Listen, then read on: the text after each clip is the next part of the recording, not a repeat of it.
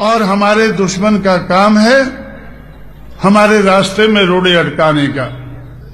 इस बात को समझकर चलना होगा।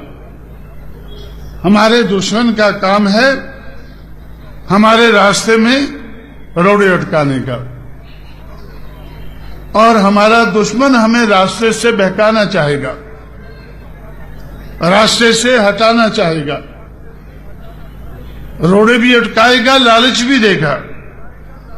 जैसे मायावती को 6 महीने के लिए मुख्यमंत्री बनाने का तय हुआ,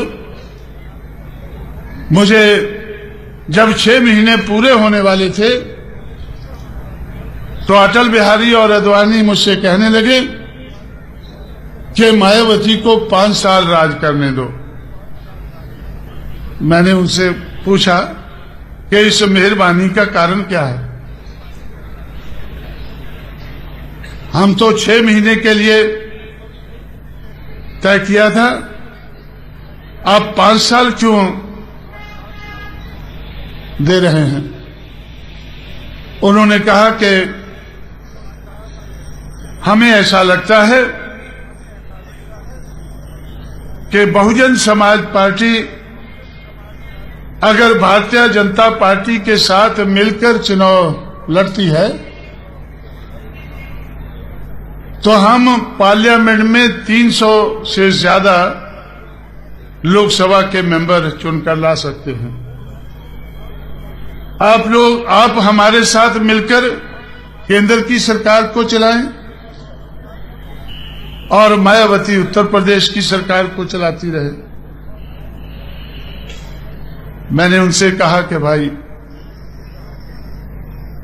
आपका लक्ष्य तो मुझे मालूम है, आप इस देश में हिंदुवता का बोलबाला करना चाहते हैं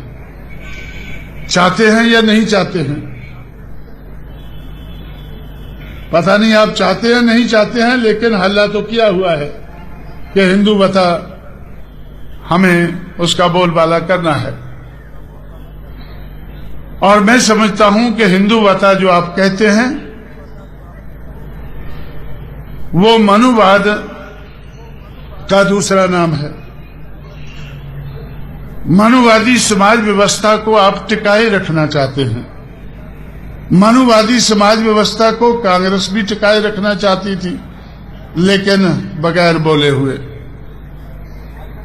मनुवादी समाज व्यवस्था को सीपीएम सीपीआई भी टिकाना चाहती है, लेकिन इसका जिक्र नहीं करती है।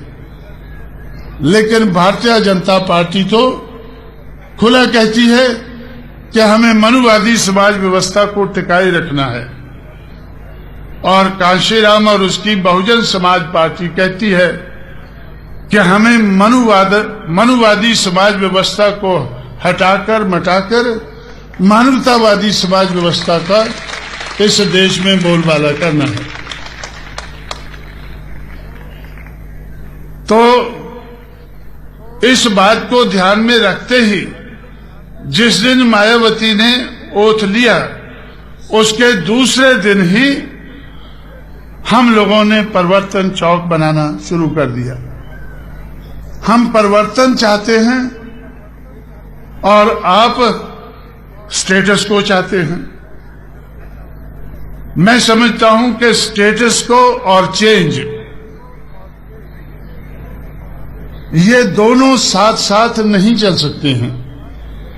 अगर स्टेटस को रहता है तो बदलाव नहीं होता है, अगर बदलाव होता है तो स्टेटस को नहीं रहता है।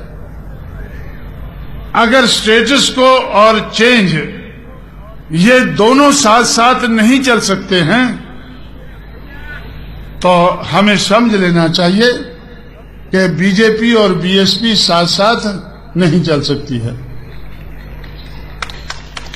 ये बात सही है कि बीजेपी हमारे लोगों का वोट हथियाकर, खरीद करके, लूट करके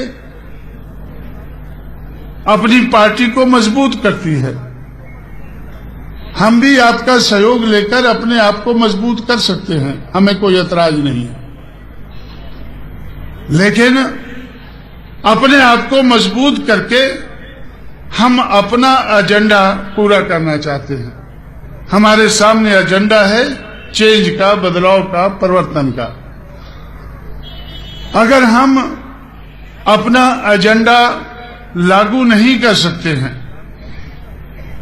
तो हम सरकार नहीं चलाना चाहते हैं।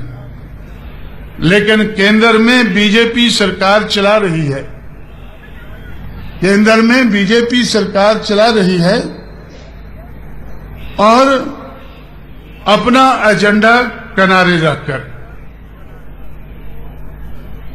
वो अपना एजेंडा सामने नहीं ले पा रही है। थोड़ा सा लाती है, सरस्वती सरस्वती करती है तो विरोध हो जाता है। उनको तो उनके सहयोगी सरस्वती भी नहीं करने देते हैं। पता नहीं वो सरस्वती क्या होती है, क्या करते हैं, ये तो ज्यादा वही जानते होंगे। लेकिन उनके अपने सहयोगी उनको सरस्वती करने से भी रोकते हैं।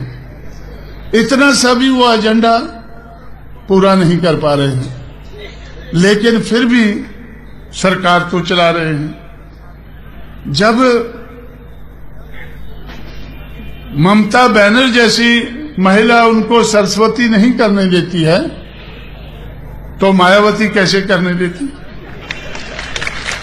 तो इसलिए मैं समझता हूं हमें भी इस बात को ध्यान में रखकर चलना है कि अगर हमें सरकार बनानी है, अगर हमें हुक्मरान बनना है, हमारे सामने लक्ष्य क्लियर है, हमारे सामने एजेंडा क्लियर है कि हमें इस देश में परिवर्तन लाना है। अगर हम परिवर्तन नहीं ला सकते हैं तो ऐसी सरकार चलाने से कोई मतलब नहीं है।